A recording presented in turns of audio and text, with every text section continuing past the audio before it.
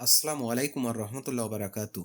Islamic প্রশ্ন উত্তর ধারাবাহিক পর্বে আপনাকে স্বাগত। প্রশ্ন নাম্বার ১। কোরআনে কোন সূরায় আল্লাহ তার নিজের নাম ৫ বার উল্লেখ করেছেন? সঠিক উত্তর সূরা হাজ। প্রশ্ন নাম্বার ২।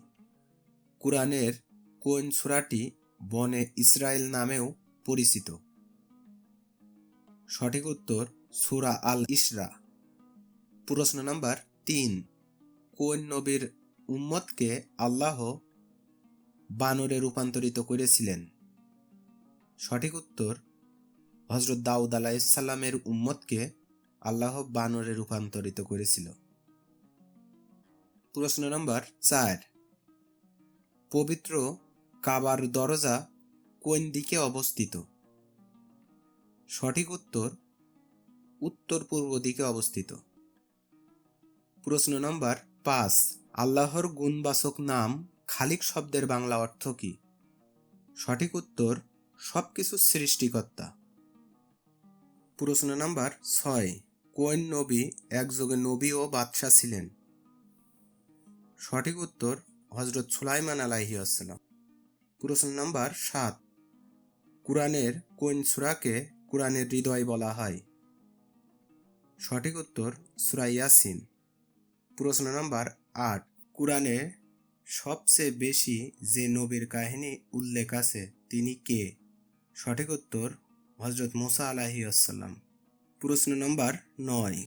কুরআনের কোন সূরায় দুধের উপকারিতা উল্লেখ করা হয়েছে?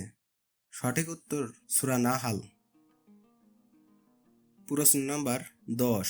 কাবার কালো পাথর হাজরে আসওয়াদ কে প্রথম স্থাপন করেন? উত্তর হযরত ইব্রাহিম আলাইহিসসালাম ও ইসমাইল আলাইহিসসালাম। প্রশ্ন নাম্বার ১১।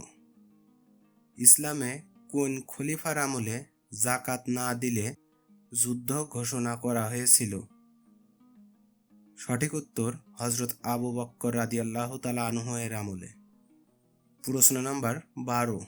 রাসূল সাল্লাল্লাহু আলাইহি সাল্লামের জীবনের সবচেয়ে কঠিন দিন কোনটি ছিল? উত্তর তায়েফের দিন, যখন তিনি তায়েফে দাওয়াত দিতে যান। প্রশ্ন নাম্বার ১৩। ইসলামের সবচেয়ে কঠিন পরীক্ষার সম্মুখীন হওয়া নবী কে? উত্তর হযরত আইয়ুব আলাইহিসসালাম। প্রশ্ন নাম্বার ১৪। মক্কা বিজয়ের দিনে রাসূলুল্লাহ সাল্লাল্লাহু আলাইহি সাল্লাম কাবার ভিতরে প্রথম যে সূরা তেলাওয়াত করেন সেটি কি? সঠিক উত্তর সূরা ফাত। প্রশ্ন নাম্বার ১৫। ইন্না আনজালনা হু ফি লাইলাতিল কদর আয়াতটি কোন সূরায় পাওয়া যায়? সঠিক উত্তর সূরা আল কদর। প্রশ্ন নাম্বার ১৬। রাসূল সাল্লাল্লাহু আলাইহি সাল্লামের জন্মগ্রহণের বছরটি কি নামে পরিচিত?